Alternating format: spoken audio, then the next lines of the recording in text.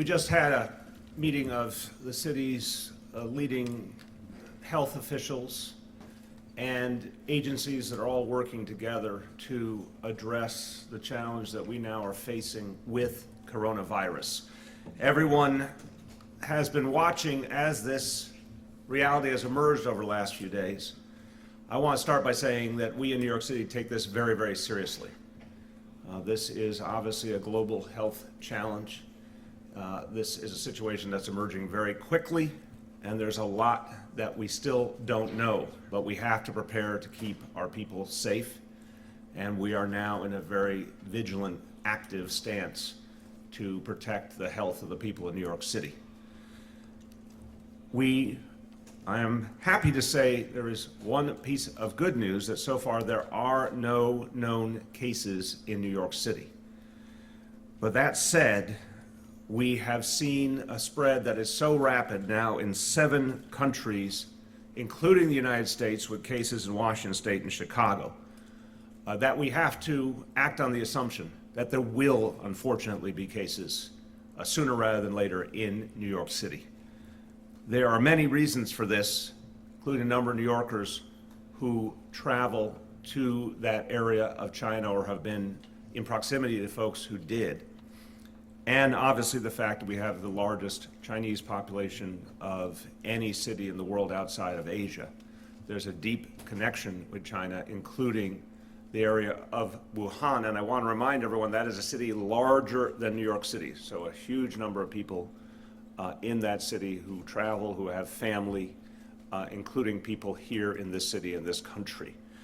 So we are preparing on the assumption that it's not a question of if, but a question of when we start to have cases of coronavirus here in New York City. And we are working on that assumption so that we can help people make sure they get the care they need, make sure this challenge doesn't spread.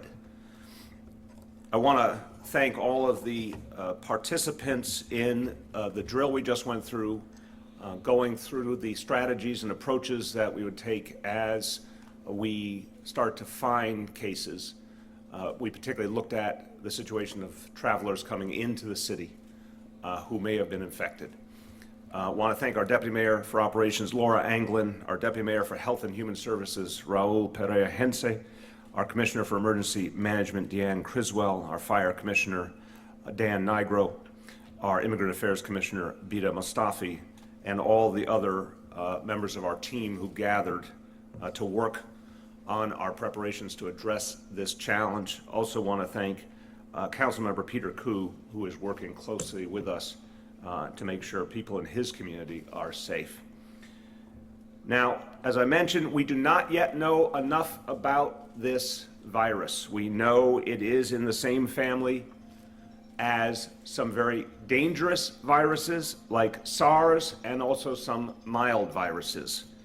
But what we do know for sure is there are 26 people dead all over the world right now, and that's cause enough to be deeply concerned about where this may be taking us. So we are working from the assumption that it's a profound challenge. There's no one here who is minimizing it. We do know so far, and I want to emphasize, health experts are trying to get a better handle on this, and that's one of the challenges we face. We're acting on partial information because nowhere in the world is there a full answer yet. But what we do know to date is that only through prolonged exposure can someone contract this virus. It is not a situation as with some other diseases where a single contact would be enough. So it's really important for New Yorkers to understand that based on what we know right now, it's important to just go about your lives, continue living as you have, because there is no indication that casual contact with someone who is infected could lead to others contracting this disease. But we do want people to take the same basic precautions we often urge, to be mindful of just basic hygiene steps like washing your hands frequently, and obviously to be mindful if there is any scenario where you might have had prolonged contact with someone who has this disease. If you are a New Yorker or a visitor who has been to Wuhan or any of the other affected areas, and you have symptoms, Dr. Barbeau will go over what those symptoms are, but if you have traveled to one of those areas or been in regular contact with someone who is from one of those areas or has been there, and you have symptoms, get to a doctor immediately. The best chance of making sure that you yourself will be healthy and protecting everyone else is to seek medical treatment immediately. Go to your personal doctor, go to an emergency room, but do not hesitate. If you meet those criteria, we need you to get health care right away, and we'll help you to do it if you need help. So we're taking every precaution we can to get ready to deal with this. We are obviously in close touch with state and federal agencies as well. We, as New York City, have experienced challenges like this, and in some ways even greater before, and most notably the Ebola crisis, which many of you will remember, and I want to say our public health team, places like the health department and health and hospitals, did an extraordinary job during the Ebola challenge and showed just how much ability this city has to address a crisis. We are getting ready, not because we predict a certain level of challenge, but because we have to be vigilant, we have to be ready. So go on with your lives, but be vigilant for any situation that might indicate that either you have been exposed to this virus or someone else in your life has been, in which case the answer is the same. Get to a doctor. Get help immediately. Few words in Spanish. La ciudad de Nueva York está tomando cada precaución contra el coronavirus. El riesgo a Nueva York es bajo, pero les pedimos a todos que cumplan con medidas básicas de seguridad. Si usted estuvo en el área afectada o si tiene algún síntoma, vaya al doctor de una vez. With that, I want to introduce our health commissioner, who will go into more detail about what we know and what we do not yet know about this disease and what we're doing to prepare. Our Commissioner of Health, Dr. Auxiris Barbeau.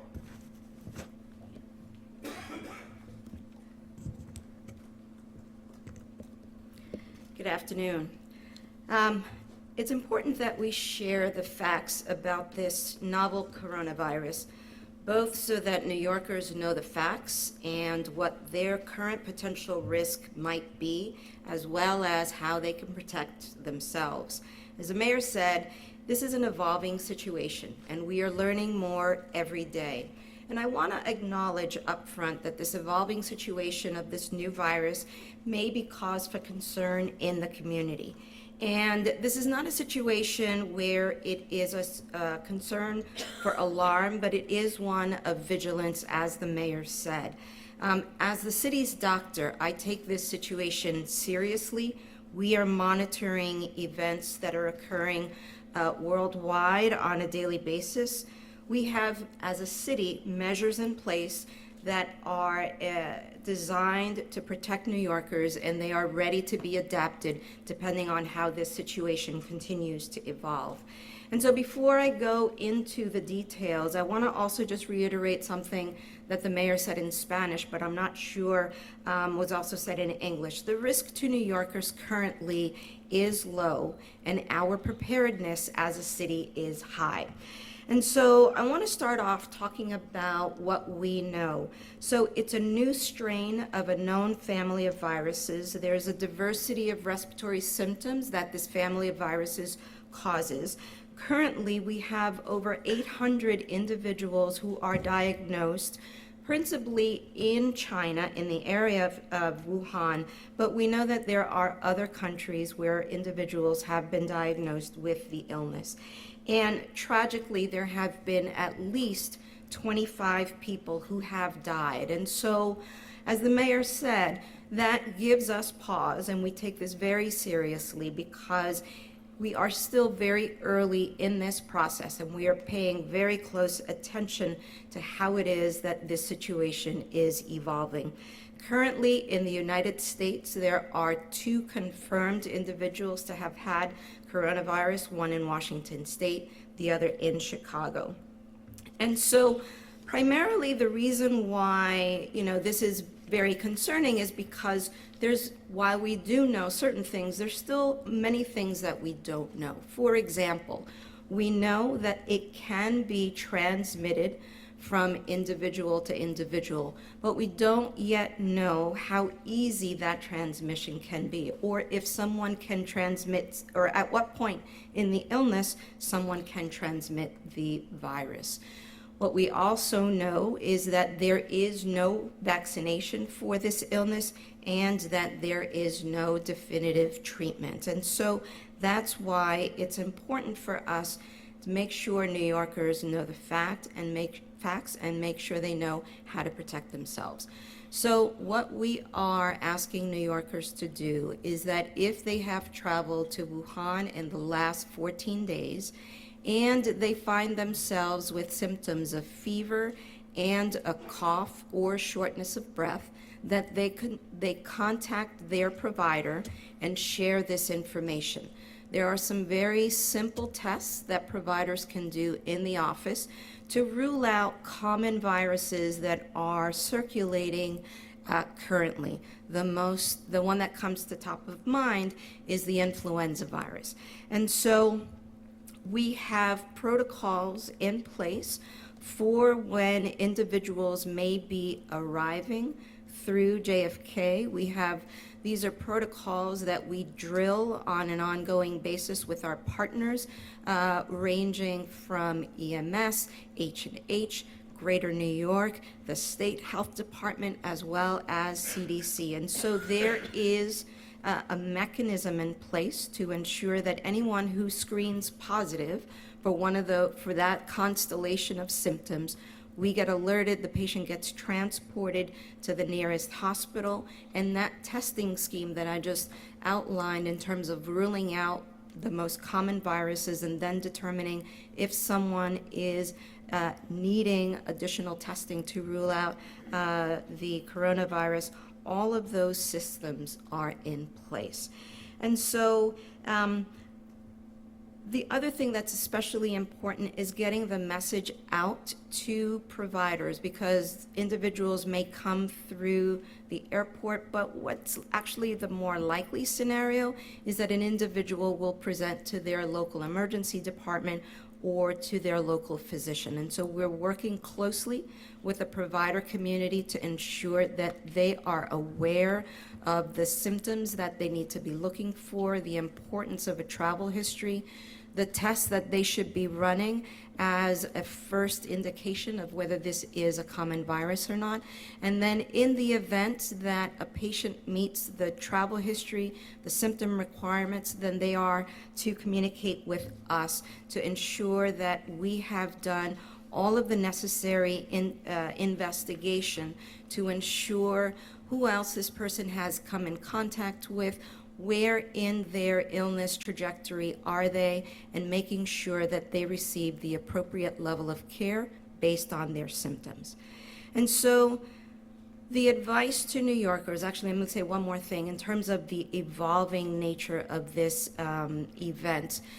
Just this morning, the CDC updated its travel advisory, and now it is at the highest level of advisory, meaning that individuals should avoid unnecessary travel to the Wuhan area. So that just came out this morning.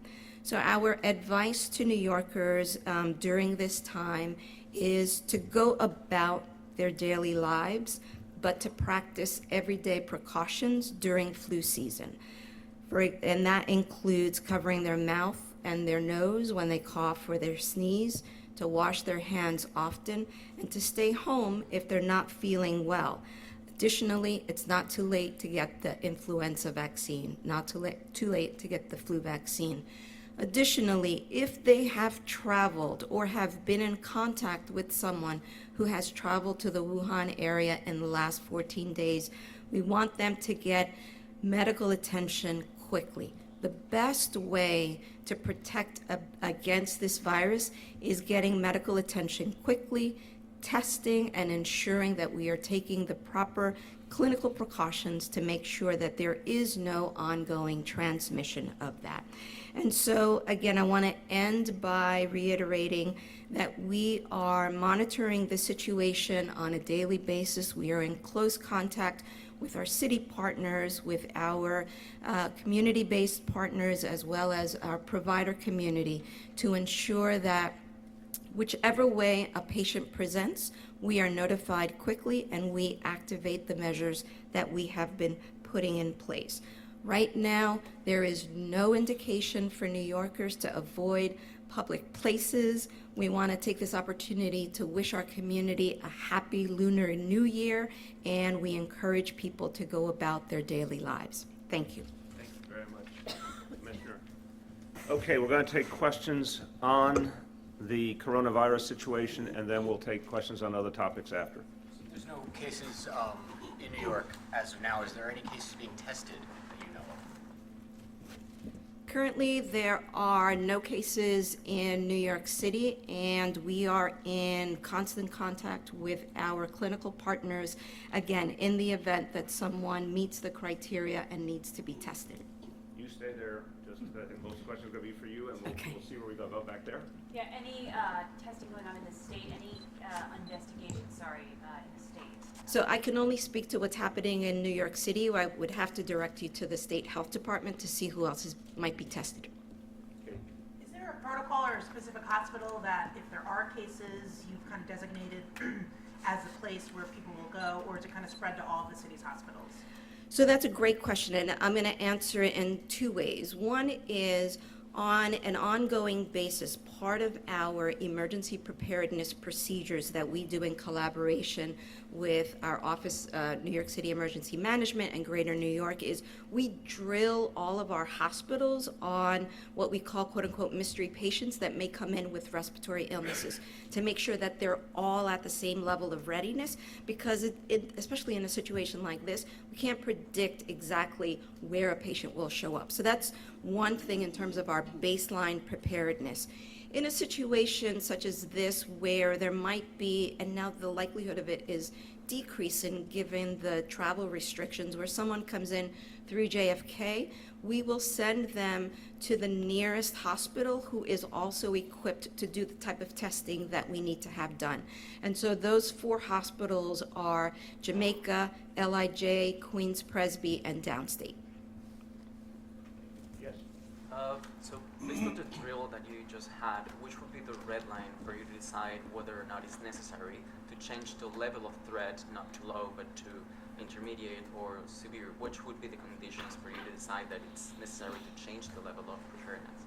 You know, there would be a lot of factors that would change our assessment in terms of the threat to New Yorkers. I think right now what we're focused on is there is no ongoing transmission in countries that have confirmed cases of coronavirus outside of the Wuhan area. And so the likelihood of us getting to that point, at least this point in time, is unlikely. But like I said, we are monitoring the situation on a daily basis, and when and if we see those parameters changing, we will make that determination. Let me just jump in on that. I think just really want people to understand there's a certain amount of information we do not have. And you know, we've got some of the best public health experts in the country working for New York City, but acknowledging that this is something new and medical science still doesn't fully understand. So I think one of the answers to your question is we're going to find out by trying to address as best we can if it's something that requires a much bigger effort or not. Let us hope that the restrictions that have been put in place in China were just in time to stop the spread more globally. But you know, so far we don't have assurance that it was in time, so we have to be ready for something much bigger. Yes, Gloria. Mayor, is there anything that the city is doing in terms of outreach to the specific communities that might have traveled to the area or will travel? Anything specific to target them? Yeah, starting today, we are making sure that all across the city, people get the word to take this seriously and get to a medical professional immediately. But of course, we're going to focus on communities where there's a greater likelihood there's been some of that travel. Again, I want to thank Councilman Koo for being a part of that effort. We're going to work with elected officials. We're going to work with community organizations. Department of Health does a lot of public outreach already, and we're going to focus certainly on communities that need to get this message right away. Yes. Okay, please, Add to please, that. please. We have met with healthcare providers who provide medical care to the Chinese American community.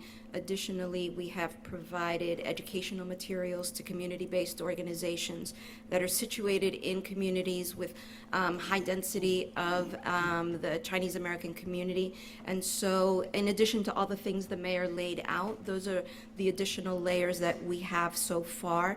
I would also encourage folks to, visit our website. We've got lots of information there, and that will be, just the beginning. As the situation evolves and we determine that we need to widen that net or intensify that net, I think that's the importance of the system that we have in place, that we're able to surge to meet those needs.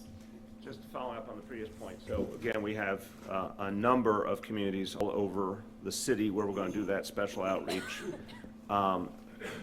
Peter represents a very, very substantial community in Queens. I also want to welcome and thank Louis Liu, who's someone I've known a long time, from the Brooklyn Community Improvement Association. Thank you. And again, a lot of strong organizations that are going to help us with that outreach. Please. Could have a few words from you in Spanish, just to what you want New Yorkers to be aware of, what some of the symptoms they should be watching out for, and the fact that there are no known cases here in New York yet, but you are watching for that possibility. En este momento estamos en una situación donde tenemos un nuevo virus, el coronavirus. Es un virus que está afectando muchísimas personas en el área de Wuhan, de la China, y desafortunadamente 25 personas han fallecido por este virus. Ahora mismo en la ciudad de Nueva York el riesgo a los neoyorquinos es bajo, pero es importante que los neoyorquinos tengan toda la información necesaria para protegerse a sí mismo, a su familia y a su comunidad. So, si alguna persona ha viajado al área de Wuhan en los últimos 14 días y se encuentra con síntomas de fiebre y tos o dificultad respirando, le aconsejamos que llame a su médico o que vaya a la sala de emergencia y que le deje saber que ha viajado al área de Wuhan para que le hagan las pruebas adecuadas para determinar si es algo común o si en verdad es el diagnóstico de la coronavirus. Ahora mismo esta infección no hay vacuna para la infección ni hay tratamiento fijo. So, es muy importante que si una persona ha viajado, que busque atención médica rápidamente para poder hacerle la prueba y después determinar el tratamiento adecuado. I wanted to understand a little bit more about the procedures in place with the airlines when there's traveling going on from China to New York, specifically JFK. Is there some sort of questionnaire that the passengers have to answer? What happens once they get to New York? Commissioner will go into some detail, but again, Centers for Disease Control, federal agency, handles that frontline screening. I do want us to emphasize that I think it's a really rapidly changing situation. And I want to urge the CDC to keep updating their approach as things are changing so quickly. Commissioner will tell you what they have been doing, but that may change in a day or two depending on how this evolves. So currently what happens is the CDC screens individuals who are arriving from direct or indirect flights. Clearly with the shutdown in Wuhan, there are no direct flights, and so the volume is going to be decreasing significantly. But they do the temperature checks, they do the symptom checks to determine whether the individual has fever, cough, where in Wuhan they've traveled, and then if there is any indication that an individual meets the criteria of being a person under investigation, so to speak, they will then contact us, contact EMS, so that they are transported expediently to the nearest hospital. When they arrive at the hospital, we would have already called the hospital to let them know that the patient is in transport, again, to make sure that all the drills that we've gone through, they're putting into play in terms of the appropriate levels of precaution. The screening test to rule out common everyday viruses such as the flu virus will have been done. We expect to then have those results within a matter of hours.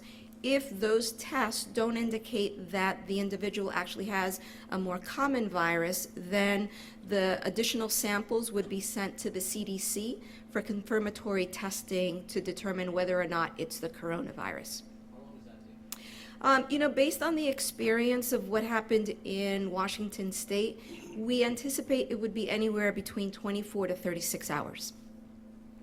And just clarifying for everyone's sake, that someone in that situation in a hospital would stay while that confirmation was brought from the CDC. They would get a treatment appropriate to their level of symptoms, yes. Go ahead. Officials at JFK Airport will be looking for symptoms other than fever and dry cough because the medical authorities in Wuhan published a report saying that in the process of treating patients, they found many cases where they're not showing fever or breathing problems, but like things as simple as chest distress, diarrhea, or like other things that are not related to respiratory problems. So that is something that is part of the evolving nature of this outbreak, and we are working closely with CDC to stay abreast of how they are changing their questionnaire. When someone let's say you confirm a case, they're in the hospital, I mean, what happens then? You said it's not treatable, sort of, does it just go away on its own? Is it fatal? Or what are the degrees there? So I think those are sort of the two bookends of what can happen and what we have seen in Wuhan. All indications right now is that for the majority of people, it's a self-limiting illness, meaning that if they've got fever, they can take medication to bring the fever down. If they've got sort of the cough and the malaise, that typically what we do for the flu are the same types of things that someone could do at home. There are situations where if individuals have chronic underlying illnesses such as heart disease, such as asthma, if they're immunocompromised, then they would be at much higher risk for more severe illness. And again, they would have the types of measures that you would get in a hospital to treat the symptoms, but not necessarily the actual disease, because there's no definitive treatment yet. My understanding is that CDC has some experimental medications, but again, there isn't anything specifically designated for treating this illness. But just the two common sense points. There's no question that the faster you get treatment, the better your chances. And once someone is getting treatment, if they need to be isolated, the very act of isolating them stops the spread in their case. They're not in a position to spread it to someone else. So even though we all wish there was more information and there was a defined cure, there still is a very, very important difference between someone who gets care quickly and someone who doesn't. Who has not gone yet? Anyone? Yeah. Mayor, you said that it doesn't appear this is transmitted person to person through casual contact, but the commissioner said it's unclear exactly how it's transmitted person to person. So can you just clarify a little bit? I'll start and the commissioner will give you a lot more expertise. But again, we know there are diseases that can be contracted with one brief interaction. This does not appear to be that based on what we know so far. It seems to take more prolonged exposure, person to person. That's different from animal to person, but person to person seems to take more exposure. That's what we know so far. But again, we're getting new information daily since it's literally something new to the world medical community. Yes, and so what I said, it's unknown how easily it can be transmitted from person to person, and the only folks that can really answer that question for us are in China, because they're the ones who are seeing the vast majority of this. But given all indications right now, and again, we can't stress enough that this situation is changing on a daily basis, it really does appear that it's prolonged household contact that is the main driver of transmission, but we want to be prepared in the event that this continues to evolve.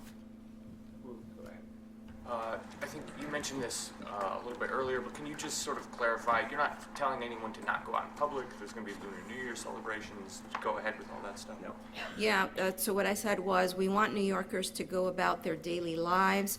We want to take this opportunity to wish everyone a happy Lunar New Year, and to practice everyday precautions of washing their hands frequently, covering their mouths and their nose when they cough or sneeze, and if they have traveled and are symptomatic, to reach out for medical care quickly. And I really want to emphasize, yes, people should enjoy the Lunar New Year. I'm going to be participating myself. I want to urge everyone to be part of those celebrations, as they always are. But this is a situation of individual vigilance. If someone has these symptoms and might have a connection back to Wuhan, take it seriously and act on it. Just get to a medical professional right away. I think we are hoping and praying that's very few people. We'd be shocked if that's no one, honestly. We do think we'll see some cases here. But the faster people get to a medical professional, the greater likelihood this would be contained. Yes, Gloria?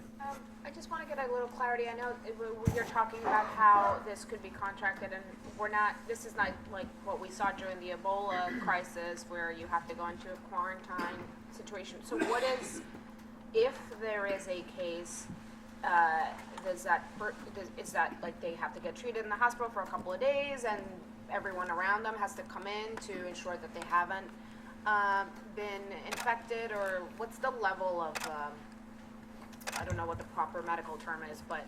Yeah, so, the level of ongoing care will depend on the symptoms that they have when they present. So, if someone who's hearing this says, I was in Wuhan and I had a little bit of a fever, but now I'm fine, I'm going to get myself checked out, and they do in fact turn out to be positive for coronavirus, then we wouldn't do anything necessarily differently of having the person come into the hospital. We would probably do what we call, deploying our disease detectives and do an investigation of people that they may have come in contact with, again, out of an abundance of caution and to be completely thorough. So that's one end of the spectrum. And then if we have individuals who are more severely affected, then of course we would treat them in the hospital and provide all measures necessary. Yeah, and look, the obvious example that we went through in this city with Ebola, we knew a whole lot about Ebola, and it was really, really bad what we knew. We knew how devastating the disease was, how many people had died worldwide. I think it was kind of the polar opposite situation, because we had the full facts and they were scary as all hell. This one is grayer, but since you see a new disease in effect on a spectrum somewhere between the common cold and SARS, we got to assume the more serious possibilities and be ready. I think it's going to take days or weeks to get a better handle on what it really means for most people. Rich? So given what you've said about the flights being sort of grounded in that affected area, I guess no flights are coming, no nonstop flights or indirect flights are coming directly to JFK. And also, are other flights that may be coming from other parts of China, given that somebody may have traveled within China to try to get where they're going, are they being screened, or do you have that knowledge? I'll tell you what I know, and the commissioner can speak to it. I think this is an area of real concern, Rich. I'm glad you raised it. I think, in a funny way, the fact that the Chinese authorities did, I think, the right thing in canceling flights out of Wuhan may, in fact, have caused a little too much confidence on this side of the ocean, because what we know so far is if people have been exposed, it could take as much as 2 weeks for it to manifest. So therefore, the question really is someone symptomatic? And as our colleague said, that may be more symptoms than we realize. Are they symptomatic, and do they have a nexus to Wuhan? Have they been there? Has family members been there? Have they been in prolonged contact with someone who was? I think you're asking the right question. Is the screening extensive enough? Do they need to screen more travelers coming in to find out if they're showing symptoms, if they have that nexus? So I don't think it's only a question of who is coming directly from Wuhan just in the last few days. I think there's more that needs to be looked at here. So I agree with what the mayor has said, and that's an evolving area where we continue to work with the CDC to see how they're adjusting their systems. Right back. Commissioner, I think you said that, just to clarify, that there is no actual test for it yet, that the test is to test for other viruses and sort of rule it out or rule it in. No, there's actually a two-step process for confirming whether someone does or doesn't have coronavirus. The first step is something called BioFire, which is readily available in our larger health systems, and clinics can get it through commercial labs, where they test for common everyday viruses, such as the influenza virus, and actually for the 4 more common strains of the coronavirus family. In the event that those come back negative, there is, and this is a test that only the CDC is currently doing, to determine definitively whether or not someone has coronavirus, and that test was developed using the genomic sequence that authorities in China shared with the U.S. to make sure that we were able to rapidly diagnose that. I will say that we are very anxious for the CDC to allow other jurisdictions to do the testing. We have a world-class lab, and so we are excited to be able to do that testing as well. My understanding is that the epicenter in Wuhan in China was some type of fish market, and you just mentioned a while ago, or there was some conversation regarding that could be spread from animal to person. Any concerns with the seafood that might be imported from China to our area, since we have such a large Chinese community in the city? So I will start with that, and then I'm going to ask for a potential lifeline from Dr. Daskalakis, who's our Deputy Commissioner for Disease Control and has been leading a lot of the day-to-day efforts on this and doing a lot of the communication with CDC. So at this point, that particular market has been closed, and we do not see a reason for any concern of seafood coming out of China. So thank you for the question. So we actually have had a lot of conversations, both with CDC as well as the state. Currently, there's no concern for seafood importation being a mechanism of transmission. Thank you. I do want to emphasize the point that Commissioner Barbeau made, which is the CDC, I have a lot of respect for the CDC, but they really need to work with localities. Getting us the ability to do our own local testing will speed up our ability to respond. And again, we have to assume this is a crisis that will grow. I mean, if you look at where we are today versus yesterday or a week ago, something very profound is happening here. So I would call upon the federal government to help New York City and help other cities and states to address this more quickly by giving us the ability to do that direct testing. Yes?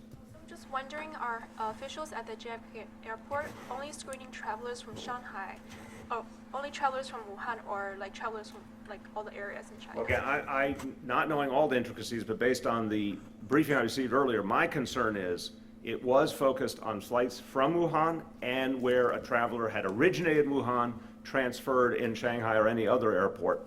The fact that those flights now are ended, in a sense, could create a false sense of security.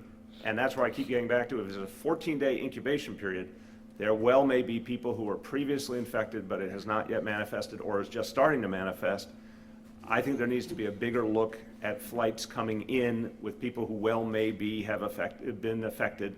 And it simply starts with, if you are symptomatic, you should be asked if there's any possibility that you came in contact with people, family members, or your own travels took you to Wuhan. So I think there's something there the CDC needs to look at in terms of being more thorough. Yes? The governor's office just put out their sort of plan about what they're doing. Could you talk about the coordination? Have you spoken with the governor, or sort of what's the? Right now, we're all coordinating. Our health officials, who have a great history of coordination, are all working together. Again, this is evolving day by day, hour by hour. So we're all going to work together as we get more information. The most important nexus here is with the federal government and specifically the CDC. Anything else on this? Go ahead. Yeah, as part of the governor's plan, saying the State Department of Health currently has 4 persons under investigation for coronavirus. Well, as we said, I think the expectation is that we will see cases here, not via travelers, but people who are already infected here, and it just hasn't manifested yet. Just following up on that, you know, so there are 4 in New York State. I guess it doesn't say where. Are you in communication with health officials in the tri-state? So I know you were asked earlier if there were any under investigation, but if there are 4 in the state, it could be someone in Nassau County or someone in Westchester, so it's pretty close. So we are in close communication with our state health partners, and we share information all the time. So did you know that there were 4 in the state being investigated? Because I know you were asked earlier. Yeah, it was just been announced, and we're focused on city residents. Okay. Any other questions on this, please? Are masks recommended? Face masks? So in New York City, masks are not being recommended. But again, a situation that could change at any point, but not at this point. Dr. Barbeau wasn't here for the Ebola outbreak, but... I was. Oh, you were? She was in a different role, yes. That's right. Are there any sort of institutional lessons that the city has learned in terms of specific operations that will be put into effect now based on what happened during the Ebola situation? You know, that's a good question. I would say that on a regular basis, we are presenting ourselves with scenarios that can help improve systems in place to make our response even better. And so I draw your attention to last September, where we had a flight coming in from Dubai with over 100 people with symptoms potentially consistent with flu or potentially consistent with MERS, and collaboration between CDC, our state health partners that you see here behind me, NYCM, NYPD, EMS. We evaluated that entire plane, and they came in, I think it was like 8:30 in the morning, and by the 6 o'clock news, we were able to say, you know, this is what's going on. The vast majority of people went on their way.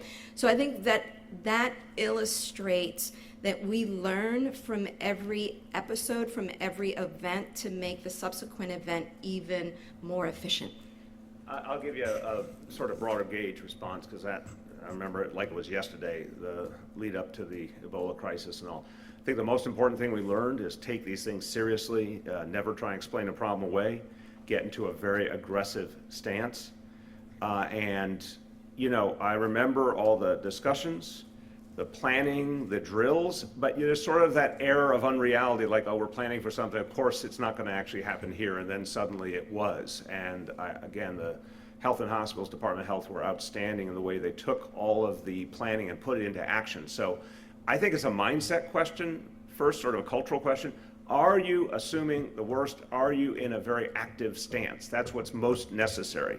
And certainly that's what I learned from Ebola. Take it real seriously. I mean, here's a case where, you know, if you wanted to be glass half full, you could say, oh, maybe it's more like the common cold. We're not saying that. We're assuming it's more like SARS.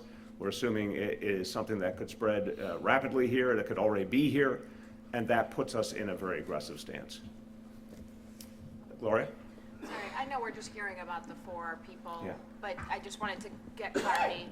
You don't know about them yet, and it's not clear where in the state they are. Apparently what the state has put out is not making clear where it is. So right after this, Dr. Barbeau will talk to her state counterpart and get the details. But we have no indication of a case in New York City yet, but we predict one soon. Any way you slice it, we'll work closely with the state. Last call on this topic. Okay, we're going to go to other topics, please. Anything on other topics? Yoav. Yeah, Mr. Mayor, the Parks Department apparently said yesterday that as far as the policy to allow the Brooklyn Borough President's Office to park in the plaza, the public plaza area there, that's going to come to an end in the beginning of 2022. I'm just curious if they agree that the policy should change. Why is it going to take that long for it to be implemented? And look, I honestly don't think this is a particularly big deal. It's something that's been going on for decades, to the best of my understanding.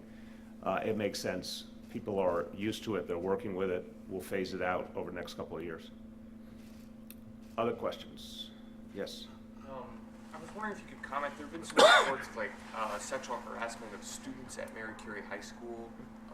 There was like a meeting. I think they got pretty tense with the chancellor, and some people are calling him to, have a more, I guess, targeted response. Is there anything you're looking at? Yeah, that situation emerged in the last few days, and I've spoken to the chancellor about it. He takes it very seriously. The whole reality of that school is being evaluated because the cases that we've heard about are really troubling, and I'm saying this as a parent.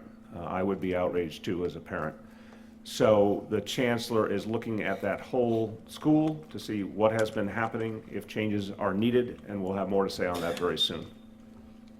Please. I wanted to ask another education story. There was a story this week in Chalkleed about the lag in background checks, and there are schools that the city contracts out for pre-K, but for students with IEPs and other needs. That these rooms are completely empty. They don't have after-school programs. So I want to ask, I know you go around and tout the pre-K program. You ran for president touting it. If a child has an IEP or has autism or any other need, that child doesn't have universal pre-K. You have schools with empty classrooms. I wanted to get your reaction on this. It's a health department backlog, and if you're going to do anything to expedite. Of course, if there's a backlog, we're going to fix it. I would say the way you're connecting it to the bigger reality, I would push back and say, it's now 6 years of the pre-K program. It's obviously reached hundreds of thousands of kids very, very effectively. That being said, if there's a gap, if there's a problem, we're going to address it right away, especially kids with special needs.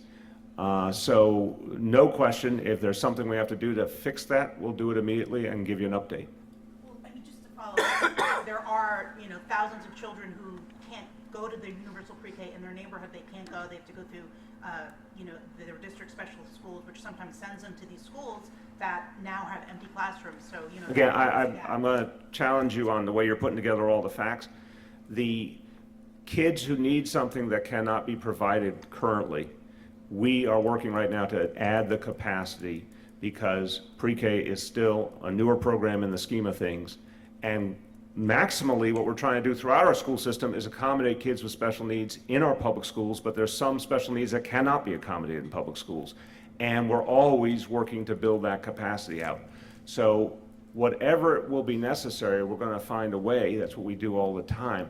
But for the vast, vast majority of kids who need pre-K, they're getting it. For a lot of kids who have special needs, they can be accommodated in the public schools and the other pre-K sites.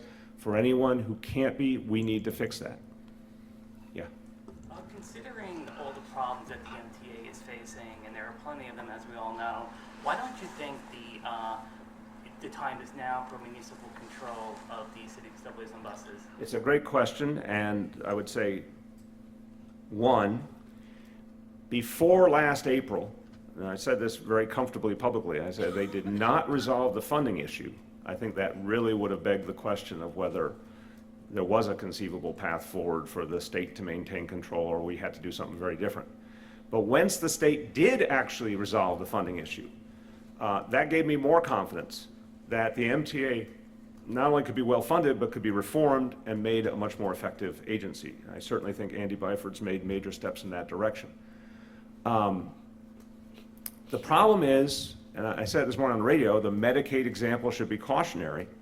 If you move the MTA to city control, you are absolutely dependent on the state to pass along all the funding that's currently devoted to the MTA.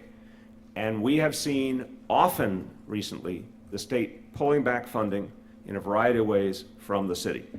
So I would not be telling New Yorkers the truth if I said, well, if we took over the city operations of the MTA, we could guarantee that the state would give us the funding we're due. There's been too many cases where that hasn't happened. I think staying in the state's hands with a new funding plan and additional work to make the MTA work better is a much more reliable option than the risk that it might go over to the city and not be funded. Do you think Andy Byford would have remained if there was municipal control right now? I don't know. You have to ask him. I think, as I said this morning, we should not be talking about him in the past tense. I think we should get him back. And it's, 2 days into this, I have certainly seen people reconsider and come back. I think that's the way forward here. Figure out what's going to help him to come back. I have not spoken to him, but I'd be happy to. Mr. Mayor, I just want to follow up on the takeover question. We've seen it with the municipal control of the schools. Yeah. Other major cities have local control of their transportation cities, something that affects so many New Yorkers' daily lives. And I know that we have a convoluted system that includes the Long Island Railroad. Yeah. But why not take this moment to have a conversation about what to do to change it so that the funding mechanism is reworked so that the city can be guaranteed to get its funding when it's time? I guess my question being, sometimes in moments of crisis, you have an opportunity to restructure an agency, so why not pick up that? It's an excellent question. Look, I think everyone deserves like a really serious, honest conversation on this question. I will be the first to say it's appealing on its face to think, why don't we just control it? But it's a very different reality in the schools.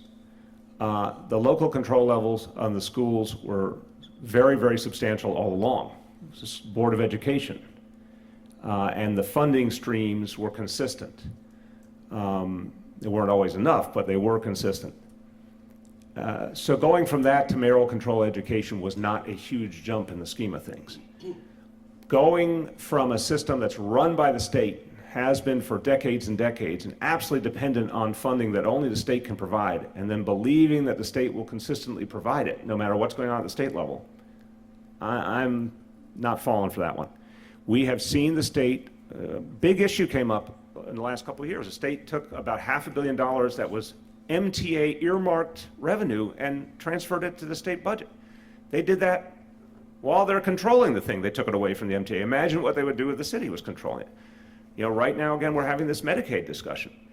We don't control the Medicaid program, the state does, and yet the state is talking about potentially putting hundreds of millions of dollars of costs on New York City. We've seen this movie over and over again. And it really is directly related to the fact that the city for decades was struggling and now is finally stronger, and the state looks at the city's resources and tries to figure out how they can take more of them. That's not a good scenario to move for a city takeover of the MTA. It's a setup. Now, if the state wasn't taking responsibility for the MTA and hadn't come up with a funding plan, including congestion pricing, I think we would then be in an absolute total crisis. I think the crisis got averted last April, thankfully. Ask you about the parts that you do have control over, like appointing the chairs to the MTA board. Have you made any progress on that? And there's some people suggesting today that maybe it's Andy Byford who should be a city appointee to the board. Would you consider that, or? Again, I think Andy Byford should go right back to the position he's been holding, and I'm going to hold out hope that that can be negotiated and achieved. We have 2 seats that we're going to present names, and I just hope that the governor and legislature will act quickly on those. Names will be forwarded in the next few days. Yeah, what are the plans for the BQE? When will they be released, and will you be coordinating at all with the city council on there? I don't have the exact date, but the formal report will come out soon. I certainly know that, and then we're going to figure out from there what we have to do. I think it's the good news. I'm an optimist by nature, or I would not have this job, I assure you. So the good news is we have surfaced the BQE issue.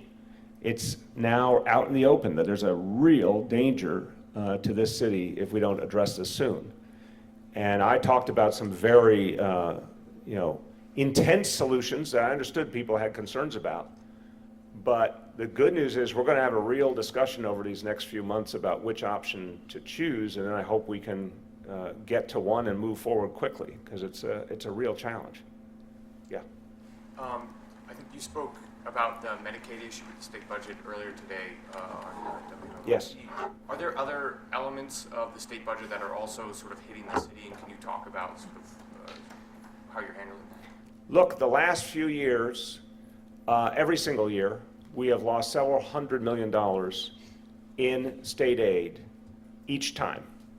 And that's a cut one year, and then on top of that, so that money's then gone forever, and then you take another cut. And we're talking annualized cuts, so they keep hitting you over and over. That's been happening regularly.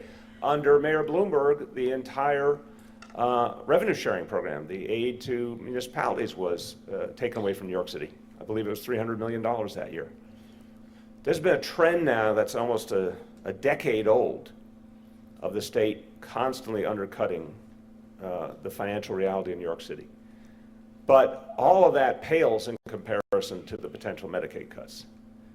I think the important point here, though, is I believe that all over the state, you're going to see people rise up against these cuts. It means taking away health care from people. And I have talked to, in fact, even at the Conference of Mayors, I talked to both Democratic and Republican mayors from around New York State who all feel the same, that these cuts are intolerable and they're going to either cause hundreds of thousands of people to lose their health care or they're going to bankrupt localities. And so there's going to be, I think, a bipartisan push across this state to stop these Medicaid cuts and to convince the state to find the savings that are there. And if the state says there's no way they can keep providing health care to people without new revenue, as I said earlier, then let's do the obvious thing and tax the wealthy at a level that they should be taxed, which I commend Speaker Hastie. He's already put that on the table. It's such a straightforward solution. The wealthy are not taxed anywhere near the level they should be in this state. That's a way to solve the problem. If the state can't find enough savings and efficiencies, well, let's go where the money is and get the wealthy to pay their fair share. Rich. Mr. Mayor, have you had a chance to watch the House manager's prosecution case in the impeachment? And do you think that Americans have the requisite attention span to have paid it sufficient attention to get the job done? Rich, what did you say? Sorry, I kind of spaced out. So I thought you'd like that, Rich. So I've watched a little bit of it. I think, look, it's painful. Let's start at this. No one wants to see this, right? You don't want to see it for any president. And it's tough, I think, for people to watch because it goes against kind of all our hopes. But I do think a lot of people are paying attention. And I think there's a lot of people who are trying to see, what it means, where the larger truth is. It's a very important moment for the country. So I don't think people are riveted to it. I mean, you may remember that I have talked about watching the Watergate hearings, like ridiculous amount of those hearings when I was a strangely young person, meaning strangely interested at my young age. But I will say those were riveting and dramatic compared to this stuff. But and there seemed to be more and more information flowing all the time, and this seems a little bit like we're a little stuck. But I think a lot of people are paying attention. I think they're paying attention in bits and pieces, but they're still paying attention. Yeah. Where do you stand on the legislation that would allow green card and work visa? Louder, please.